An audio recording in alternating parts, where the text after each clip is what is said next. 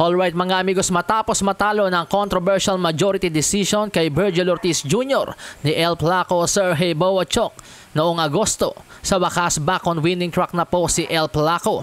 Noong Agosto sa naging laban ni Sergey Bohachuk, maraming nagsasabi na dapat siya ang nanalo sa laban kung saan 2 beses niya nga pong pinabagsak si Virgil Ortiz Jr.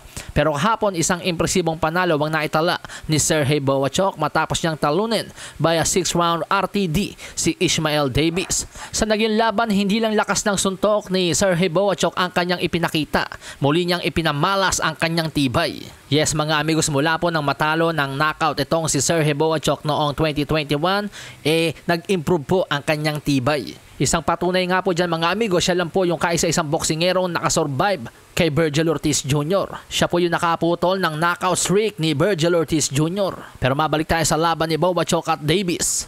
Sa round 1, maganda ang naging diskarte nitong si Ishmael Davis kung saan akyat baba ang atake. Doon nga po tinamaan niya ng mga solidong suntok si Sergey Bohachuk. Pero sa round 2, binago na po ni Sergey Bohachuk ang ihip ng hangin matapos niyang tamaan ng short left hook itong si Ishmael Davis. Bagsak si Ishmael Davis, pero nagawa pa rin pong bumangon at sa mga sumunod na rounds ay naipagsabayan na nga po siya kay El Flaco. Yun nga lang, mukhang suicide mission talaga pag ikaw ay niya ipagsabayan kay Sergey Bohachuk na may 96% knockout ratio. At yun nga po yung nangyari sa laban mga amigos. Sa paglipas ng mga rounds, naging sangkalan ng mga suntok ni Sergey Bohachuk ang pagmamukha ni Ishmael Davis. Magka at duguan ang pagmamukha ni Ishmael Davis sa lakas ng mga suntok ni El Flaco.